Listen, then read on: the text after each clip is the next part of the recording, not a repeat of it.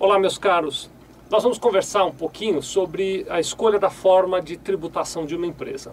Nós já falamos disso algumas vezes, mas é um assunto que as pessoas sempre têm dúvida. Eu acabei pegando aqui, teve uma pessoa, aliás um casal que nos escreveu com uma dúvida, e eu peguei a dúvida deles aqui para aproveitar. Vou ler a dúvida para vocês, aproveito para agradecer pela pergunta. É o Alex e a Roselaine.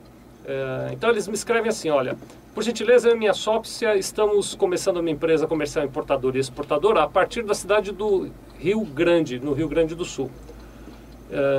E estamos na fase de cadastro no CNPJ e também na fase do plano de negócios.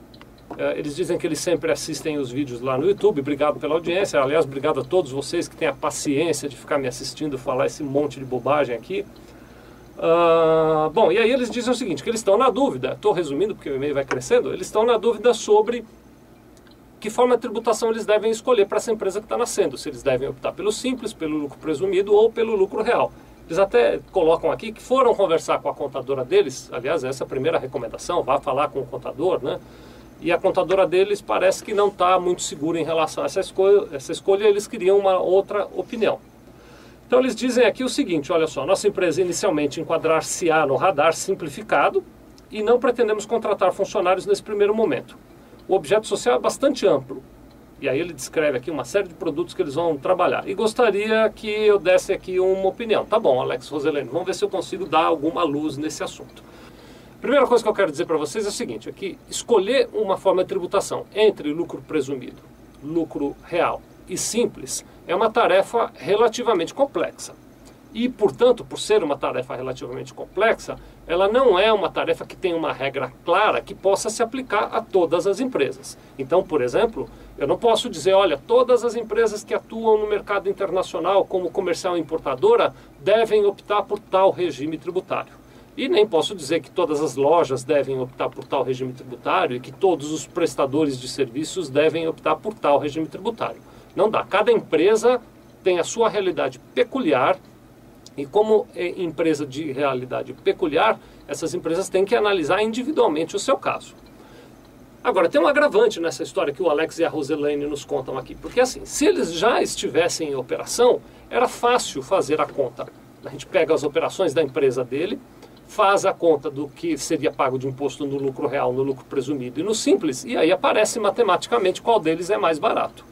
No caso que eles apresentam aqui, eles simplesmente não tiveram operações anteriores e estão preparando um plano de negócios. É claro que eles têm uma estimativa do quanto vão vender, do quanto vão importar, dos custos dessas importações e do preço dessa venda, mas é uma estimativa, esses números podem variar. Quando a gente fala do comércio internacional, por exemplo, pior ainda, porque tem a questão da variação cambial, né? Às vezes o real sobe, às vezes o real desce, isso tudo impacta na conta.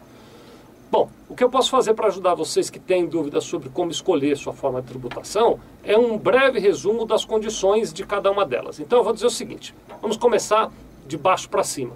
Aquelas empresas que querem optar pelo simples, eu recomendo a vocês que o simples ele é normalmente muito interessante para quem está atuando no varejo. Então, lojistas, por exemplo, via de regra, têm um interesse muito grande em entrar no simples, para empresas que tenham um movimento pequeno, uma receita pequena.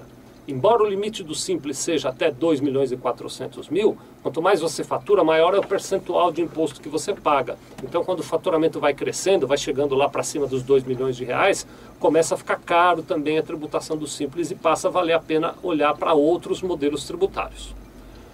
Já o lucro presumido ele é normalmente bastante interessante para empresas de prestação de serviço e para empresas que têm uma operação com uma margem de lucro grande.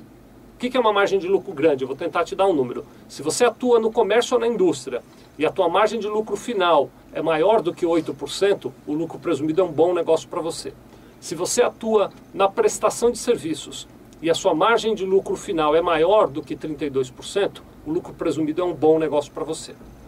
Já o lucro real, ele normalmente é interessante para aquelas empresas que têm uma margem de lucro pequena. É o raciocínio inverso. Se você está na indústria ou no comércio e a sua margem de lucro final é menor do que 8%, o lucro real pode ser bom para você. Se você está na prestação de serviço e a sua margem de lucro final é menor do que 32%, o lucro real pode ser bom para você. Então, Alex e Roselaine, a minha sugestão é essa. Façam aí a sua análise para saber se a sua margem final será maior ou menor do que 8% e pensem na questão, dentro desse contexto, talvez de optar ou pelo lucro real ou pelo lucro presumido, de conformidade com a margem de lucro esperada. Tá bom? Muito obrigado.